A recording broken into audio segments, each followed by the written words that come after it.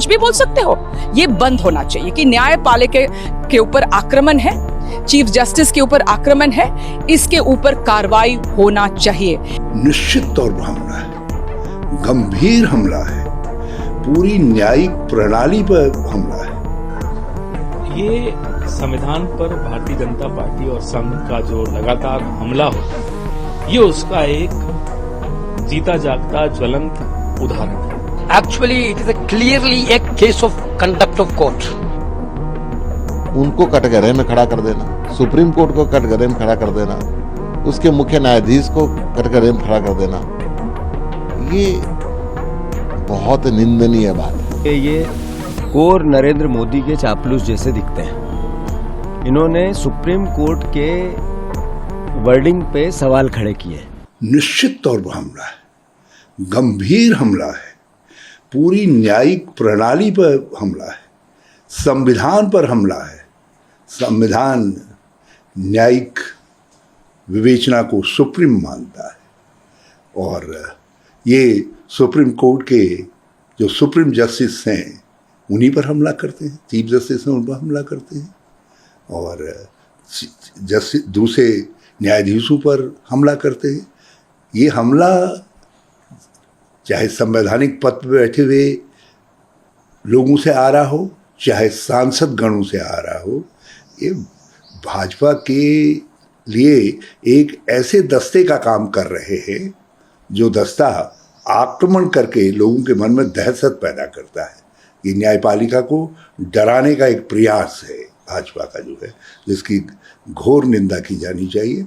और जो कुछ नड्डा जी ने कहा है वो तो लोगों की प्रतिक्रिया देख करके, जन प्रतिक्रिया देख करके, अच्छा अरे भाई कांग्रेस, फिर कांग्रेस के बाद इंडिया गठबंधन और इंडिया गठबंधन के सहयोगियों से होते होते अब आप जो है न्यायपालिका और न्यायपालिका में भी सुप्रीम कोर्ट पर हमला करेंगे, मुख्य न्यायाधीश पर हमला करेंगे।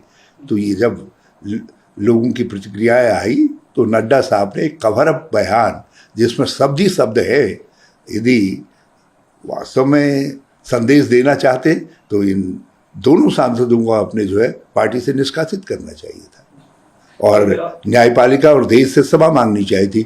Actually, it is clearly a case of contempt of court, violation of constitutions. This is an anti-constitutional and clearly attracting the contempt of court activities.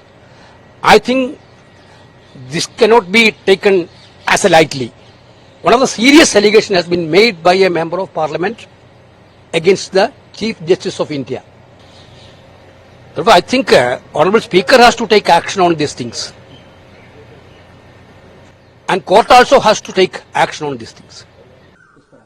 ये संविधान पर भारतीय जनता पार्टी और संघ का जो लगातार हमला होता है, ये उसका एक जीता जागता ज्वलंत उदाहरण है। सिर्फ किनारा कर लेने से काम नहीं चलेगा। प्रधानमंत्री की मौन स्वीकृति के बगैर न धनखड़ साहब ने जो कहा वो कह सकते थे, न निशिकांत दुबे ने जो कहा वो कह सकते हैं। अगर भारतीय जनता पार्टी गंभीर है इस विषय को लेकर तो हमें ये बताएं, क्या निशिकांत दुबे को कारण बताओ नोटिस भारतीय जनता पार्टी दे रही है?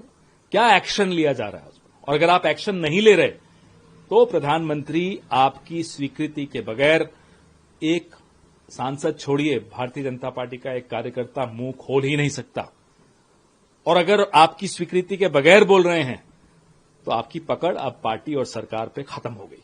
ये बहुत दुखी की बात है कि एक सांसद ऐसे कह रहे हैं कि निशिकांत दुबे जी ने कह रहे हैं कि सिविल वॉर्स यहाँ जो हो रहा है इस देश में संजीव खन्ना के वजह से है, that is chief justice of India.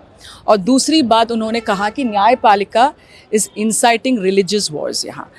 तो ये आप न्यायपालिका के ऊपर आक्रमण कर रहा है, उसका मतलब आप संविधान के ऊपर आक्रमण कर रहा है। मैं आज संजीव खन्ना जी से पूछना चाहती हूँ, चीफ जस्टिस ऑफ इंडिया, कि क्या कार्रवाई आप करोगे? ये जो सांसद निशिकांत दुबे को किसने टिकट दिया है? भारतीय जनता पार्टी। हाँ, तो उसको सस्पेंड करो आप, वो कर सकते हैं। बीजेपी तो कार्रवाई ले सकते हैं। जब प्रज्ञा ठाकुर ने कहा गॉड से देशभक्त था, है और रहेगा सांसद के अंदर, क्या कार्रवाई की प्रधानमंत्री ने? प्रधानमंत्री बोला मैं कार्रवाई करूंगा, क्या कार्रवाई की? उनका अपना सांसद बोलते हो ऐसे चीज। बिदोरी ने क्या कहा सांसद के अंदर? दूसरे सांसद के ऊपर कहा गया था कि वो आतंकवादी है, क्या कार्रवाई की? कुछ करते नहीं। तो उसका मतलब हम कुछ भी बोल सकते हो? ये बंद होना चाहिए कि न्यायपालिका के ऊपर आक्रमण है, चीफ जस्टिस के ऊपर आक्रमण है, इसके ऊपर कार्रवाई होना चाहिए। इफ नॉट बाकी लोग जो भी है हर दिन कुछ ना कुछ बोलेंगे। और ये जो मेरा नेता राहुल गांधी जी बोल रहा है हर दिन हर वक्त, संविधान खतरे में है, संविधान के ऊपर आक्रमण है। देखिए, निशिकांत दुबे जी भूल गए कि इस देश के अंदर जहाँ पे अलग स्तंभ है न्याय प्रणाली, और जब से देश आज़ाद हुआ है उससे पहले से लेकर आज तक न्याय प्रणाली का पूरा सम्मान इस देश के अंदर है। उनको कटघरे में खड़ा कर देना, सुप्रीम कोर्ट को कटघरे में खड़ा कर देना, उसके मुख्य न्यायाधीश को कटघरे में खड़ा कर देना, ये बहुत निंदनीय बात है। मुझे ऐसा लगता है कि ये न्याय प्रणाली पर दबाव डालना चाहते हैं, दबाव डाल के ट्रायल करते हैं, और फिर अपने आप को जब पूरे देश में इसकी भर्त्सना होती है तो अपने आप को इससे अलग दिखाने की कोशिश करते हैं। ये जी भारतीय जनता पार्टी के एक ऐसे नेता है जो नरेंद्र मोदी के बहुत प्रिय है।